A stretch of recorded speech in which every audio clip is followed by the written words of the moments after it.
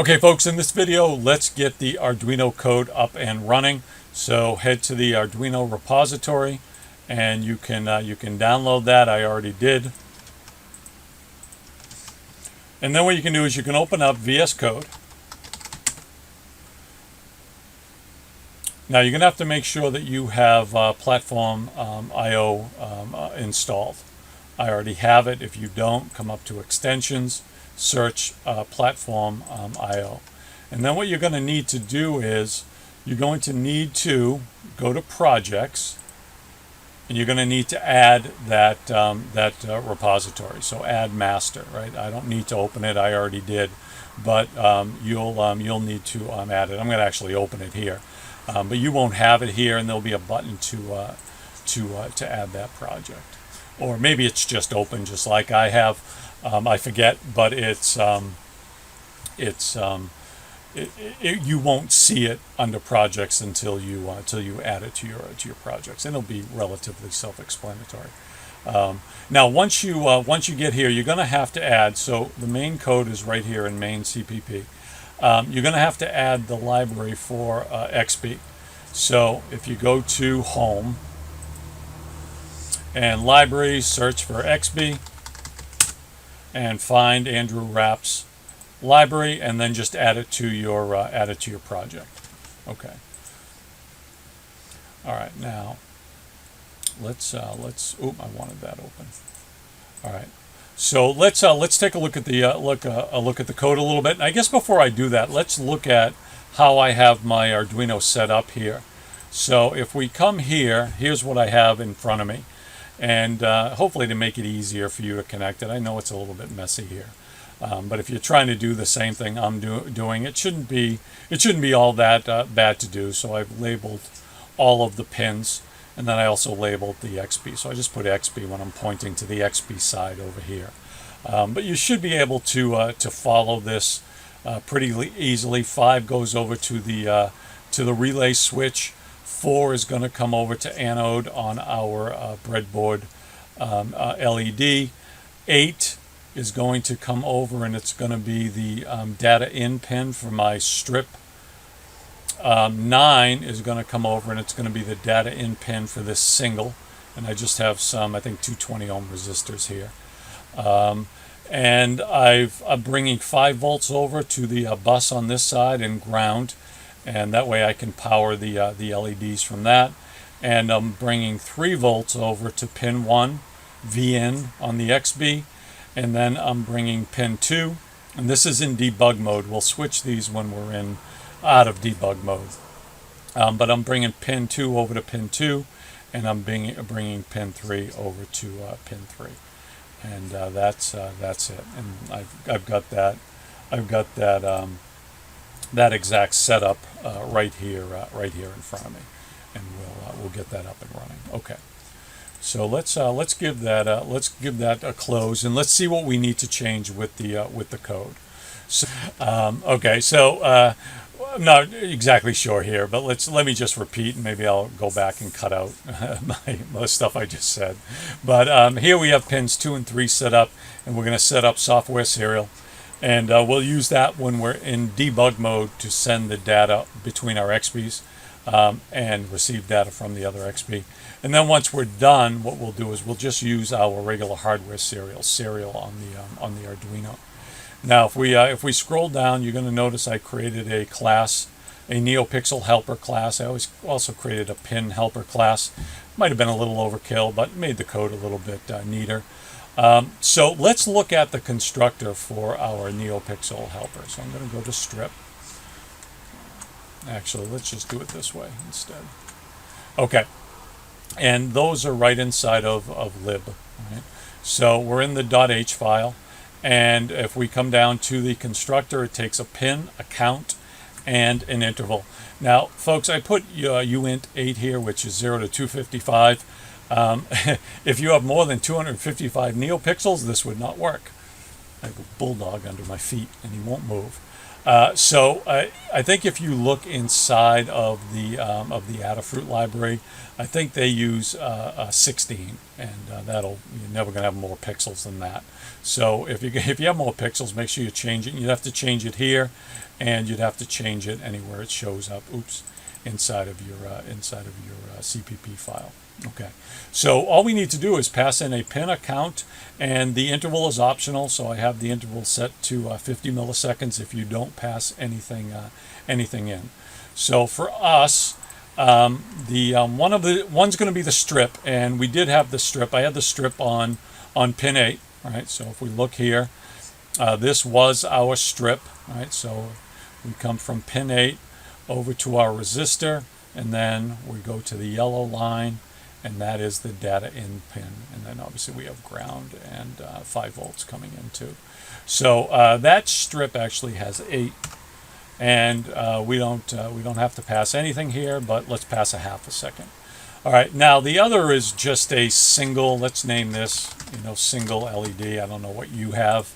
That's going to be on pin 9, and we have one of those, and we'll keep that at a half a second. Also, let's change our array. Single LED, and then we automatically just grab the count inside of that array here. All right, now for our we only have 2 things set up here, so let's get rid of those. And 4, which one was the relay? Oh, I forget.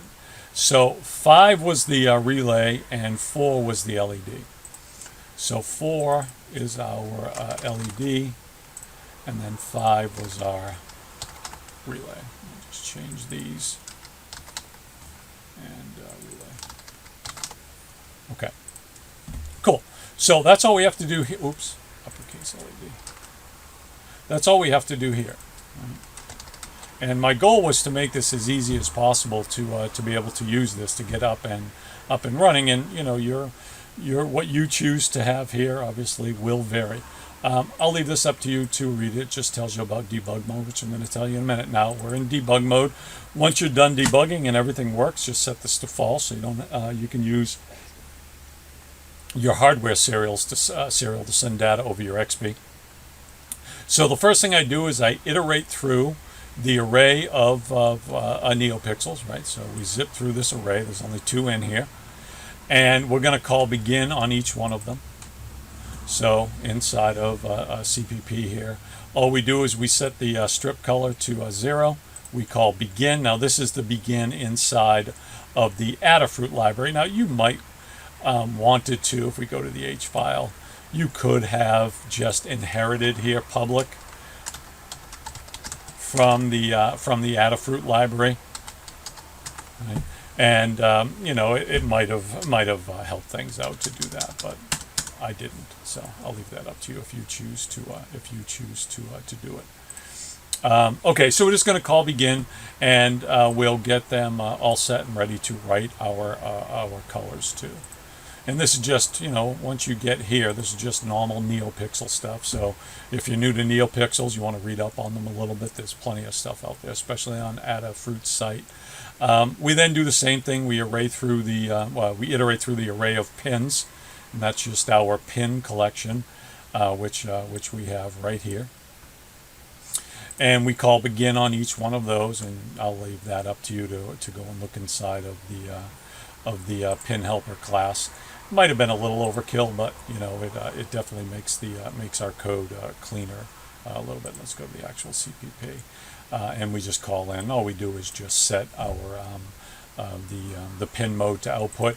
Now I'm only using output. You might want to set this up so inside of your constructor you could pass in either input, output, or pull up. Right? I've just hard coded output in here. So you might want to make this a little bit more functional. Okay, now if we're in debug mode, we start serial and software serial. So we're going to use serial to open up to write. Oops. We're going to use a serial to write to the debug monitor down here. So we'll open up debug so we can do our see our debugging, and we can also pass data back and forth, and we'll do the data back and forth with the Xbee serial. So you notice that we're passing that software serial in to begin for our Xbee. Now, otherwise, if we're not in debug mode, we'll just use the hardware serial, which is going to be better than using software serial for your Xbees, and you can read up on why that is. Your software serial is going to have interrupts and things like that you won't have in the hardware serial. All right, now the basic loop stuff here is right inside of examples in Andrew's library. So you can kind of take a look.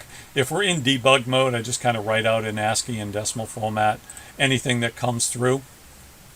And the way I have this set up is I'm really just sending packets of either 6 bytes, 4 bytes, or 1 byte.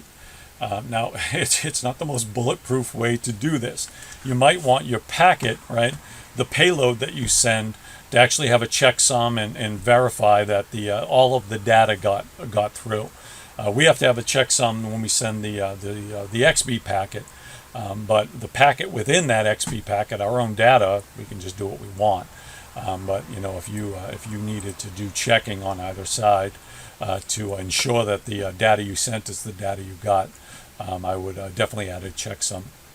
But in our case, all I do is my first test is to see if the length of the packet is of the payload is 6, and if it is, I sent the word update, and that's it. I could have sent 6 empty bytes, I guess, but I sent update, and what I'm saying is that the Raspberry Pi is asking for an update from this radio.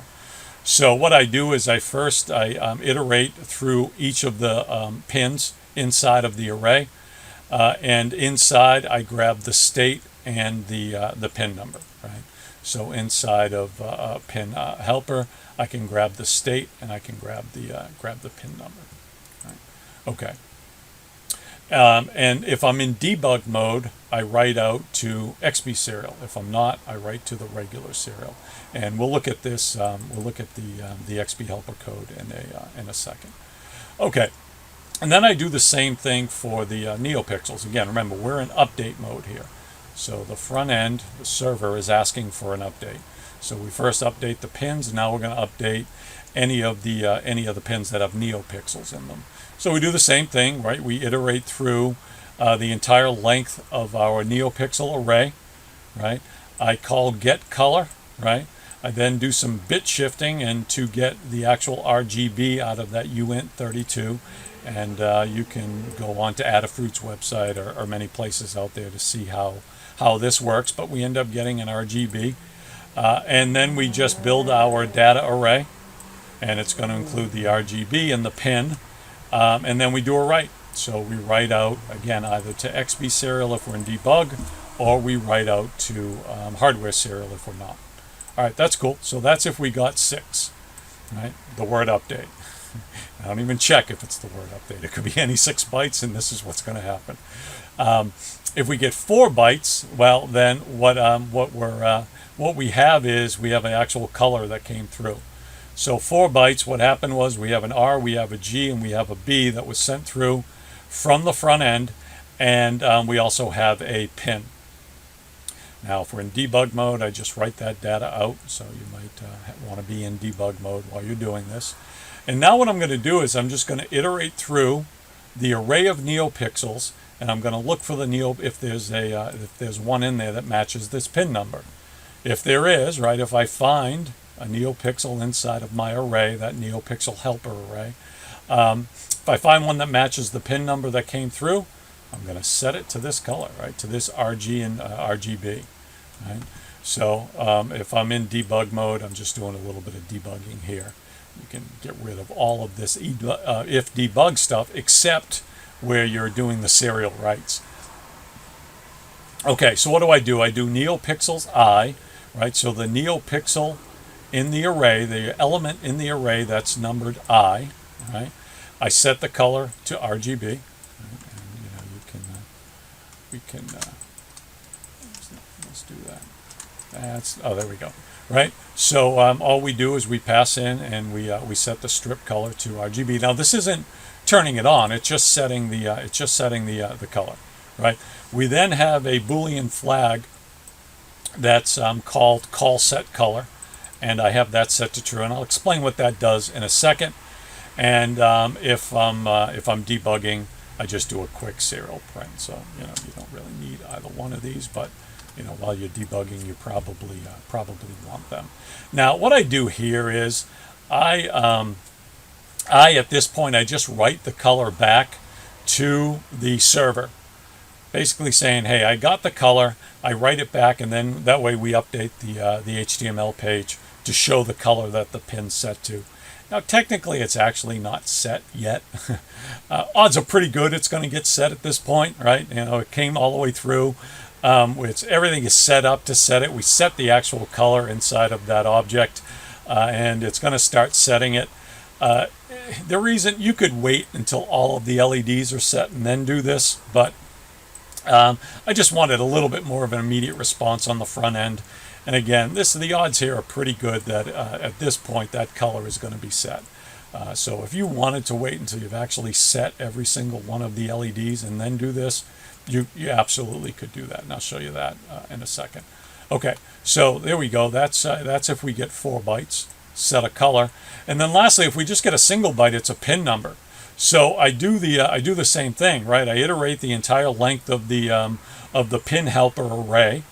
I see if there's an actual object in there with the same pin number as the pin I've passed through, and if I do, I call toggle on it to toggle the actual state, and then I do the same thing. I send back the new state right away.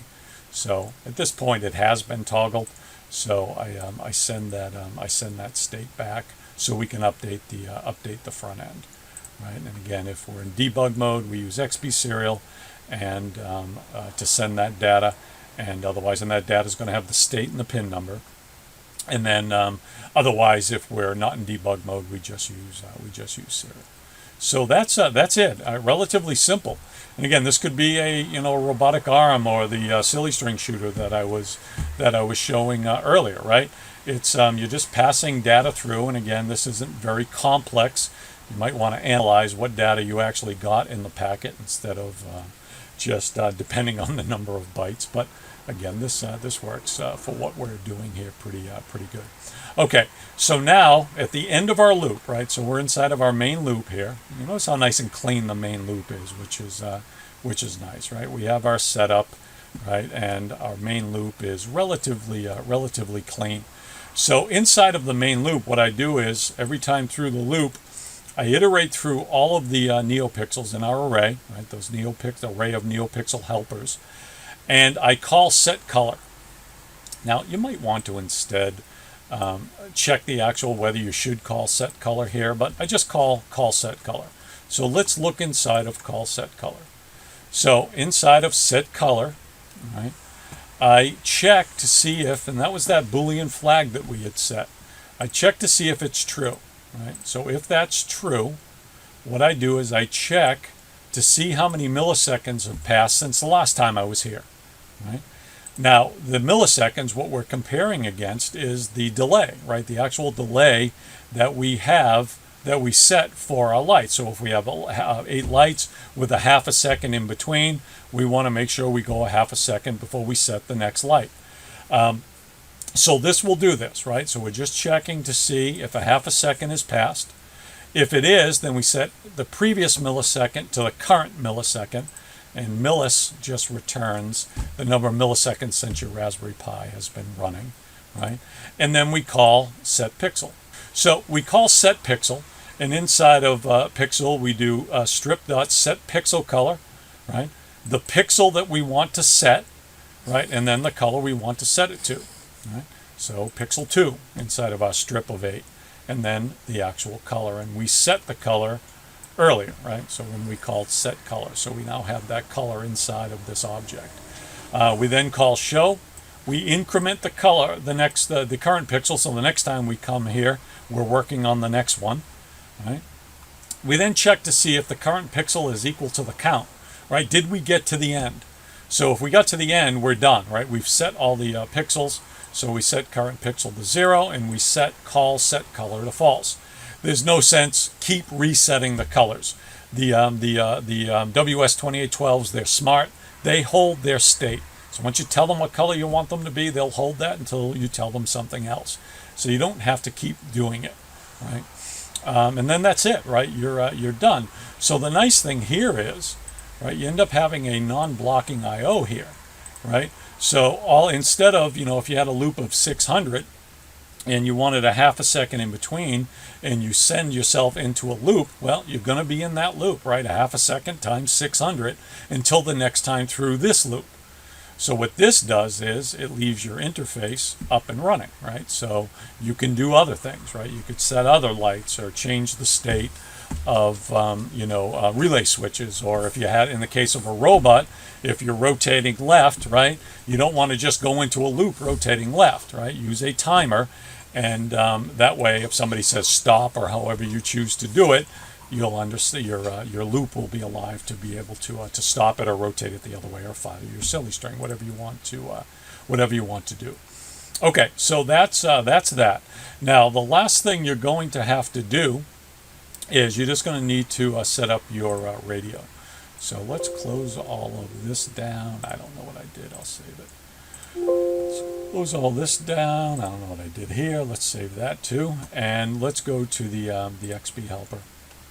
And I mentioned earlier a checksum. If you hadn't heard of a checksum before, all it is what? It's a byte inside of a packet that is calculated based on other bytes in the packet. So the nice thing is it's calculated on one end, right? It's passed with the packet, and then you can check it on the other end to see if you get that same checksum. So again, and this is how we have to send the Xbee packet. Now, if your payload was critical, well, you might want to do that within the payload too to make sure what the radio on one end sent is what you got on the other end. And you can read up about the Digi checksum here. Okay. Now, I also have some notes here. I'll let you read those notes. Now, folks, you're going to notice this is verbose. I could have done it in a single function.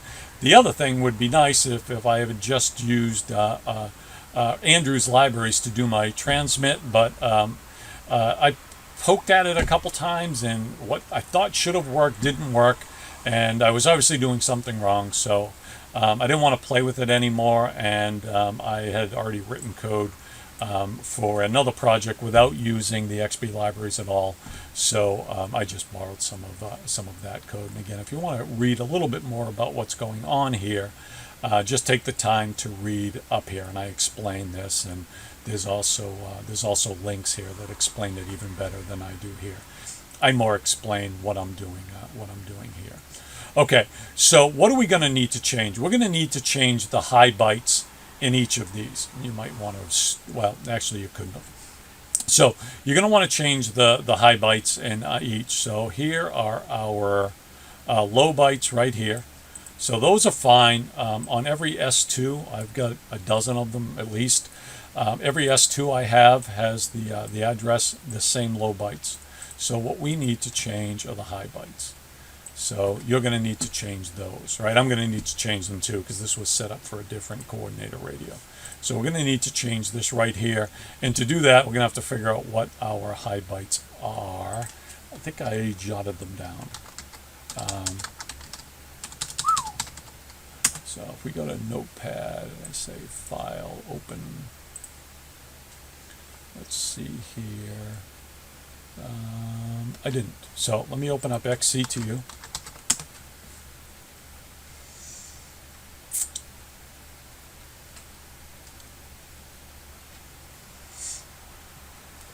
Folks, I do realize this code is a little bit verbose in places, and the idea was to kind of give you an idea how to add classes, make your main loop a little bit smaller, make it non-blocking, and you can kind of use it as a basis to do anything you like with it to make it even cleaner. Let's see here. All right, so there's our coordinator. So that's the coordinator we're going to be using. And we'll do the same thing to do some tests when we're done. Okay, so here's our coordinator. I'm going to do a search for any routers that are attached, and I have one attached right here to the Arduino. So it should find it, and it did. So we'll add selected, and that's the one here. So what I'm going to do is I'm going to copy the MAC address of both of these while we're here. Okay, cool. And let's just go ahead and close that up. Okay, so here was the MAC address for the coordinator. All right, and again, your low bytes, right? 1 2 1 2 1 2 1 2, all of that. If you have S2s, they're the same. I don't know if it's the same on S3s or not, but this is what we need to change, right? So here are 4 bytes, right here. Right? So we need to change those. So what do we have? We have 41, and we have BF, 3F, and we have 09. And 09. Cool. And then we have to do the same thing below. Control C. Let's while we're here, let's clean this up a little. And let's come down here and 1 2 3. Oop, 1 2 3 4. Those right there. Control V. Okay, cool. All set. And you notice we're sending a different number of bytes here than we are here, which means that this payload is shorter, right? There are 2 less zeros on the end of this one than on this one, right? So at the end we have 4 bytes for the data, and 1 is for the checksum, and then the same thing here, right? We have 2 bytes for the data, and 1 is going to be for the checksum. Okay, and the reason is we have an RGB and a pin to send here. We just have a pin and a state to send down here. All right, so that's it. We're done. All right. We should be able to load this up and test it. And I guess since I already have XCTU up and running, let's just test it right here. Now again, I made some changes, and I'm not sure what I changed in the other files. So who knows if I mess something up or not. Let's do a check here.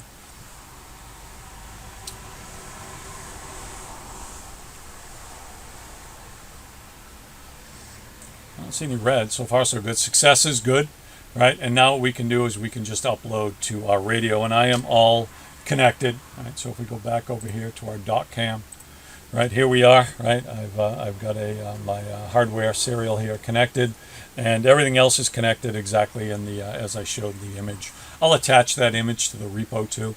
That way you can see it if you're trying to do something similar. Okay, so let's go ahead and push that code up. And so now, I don't know if we made logic errors. We'll find that out in a second. Okay, so we're good. So now what we can do is we can use XCT, and I realize that I just forgot to switch my view. Let me do this just to show you what I did. So all I did was, right, if you come down right here, this will upload for you. You can also open up the debug window, and now we'll get any of our serial.prints down here. Okay, so let's switch back to the dot cam, but let's also turn on my to see my desktop and here. So let's open up XCTU, which is here, and I'll maximize this. All right, now I've got my. Let's go ahead and maybe move this down here. It might be better. All right, so I'm going to go to my coordinator. Again, I have my coordinator plugged into a USB Explorer just to my computer, and this bench radio is the one that's hooked up to right here. Right, so that's this one right here hooked up. All right, now I need the address. Let me copy that MAC address, and I'm going to go over to a terminal. Again, we're in the coordinator. Let's go to a terminal. Let's connect. And now we can build a packet and do a test, and we're going to be doing the same thing once we get to Raspberry Pi, right? We'll build packets that we send. All right, so we want to create a frame, and we want a Xbee as the protocol, and we're using transmit. And by the way, inside of our code, that 10, right, for transmit is right here. So that's that value right there. 11 is relatively similar. You just get a little bit more information. I figured exactly what you get. But all right, so let's put the address, right, of our radio, and again that's the address of this radio, and let's just do something easy. Let's send a 4, right? So if we send a 4, what that should do is it should change the state of the LED. Right?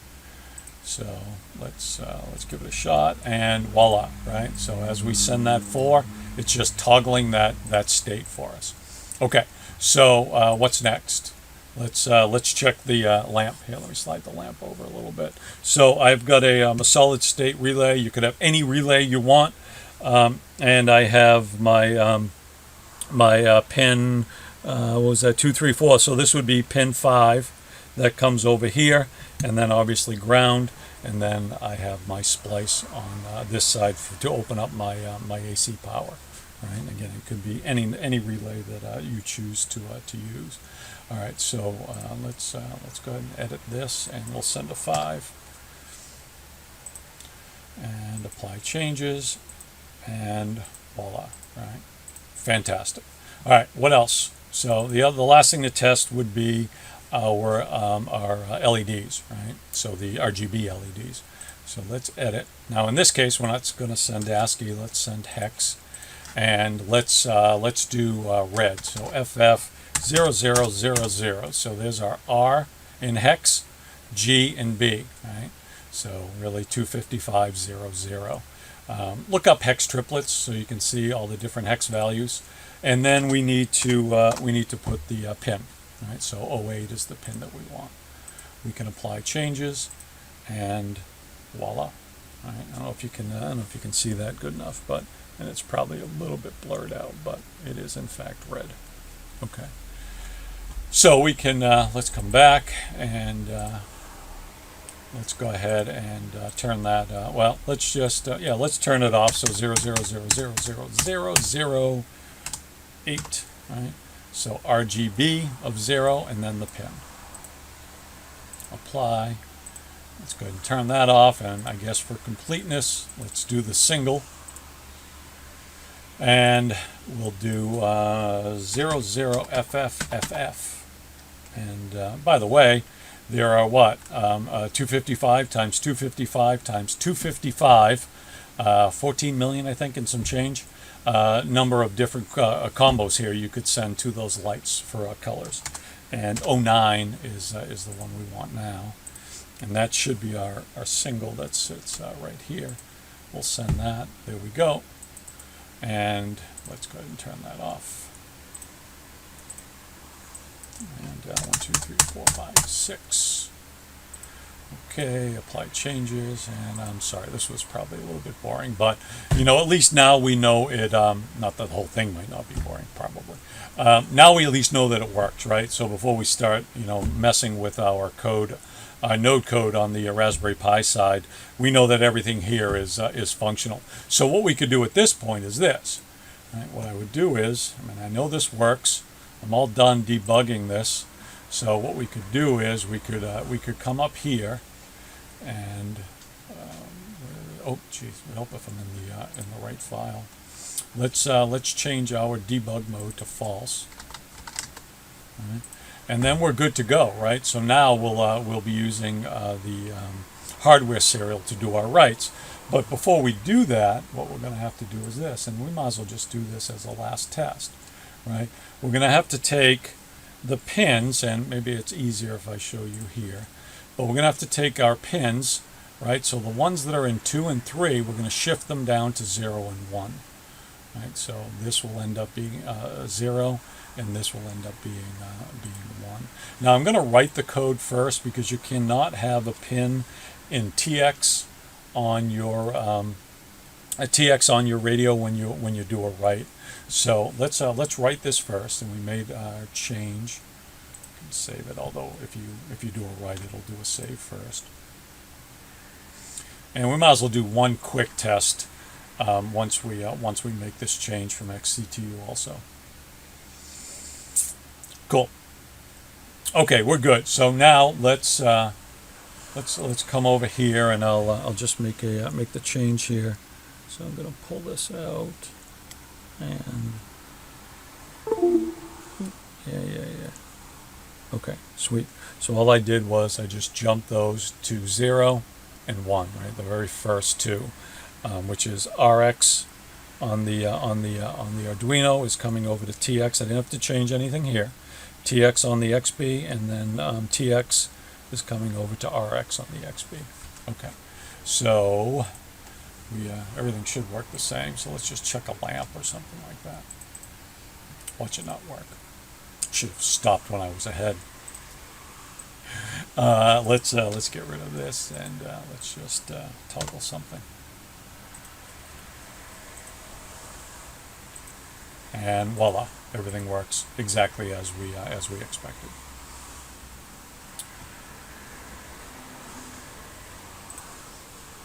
Cool. Okay, folks. So I hope it was helpful to see how to separate your code a little bit. And hopefully relatively easy to at least do some tests. Again, you could have done all of this and just had a single, LED or something, or a couple LEDs, just to kind of get the whole setup. And then, as you end up getting other stuff, whatever it's going to be, maybe a robotic arm or something like that, you can start modifying your code a bit. Okay, I will see you in the next video.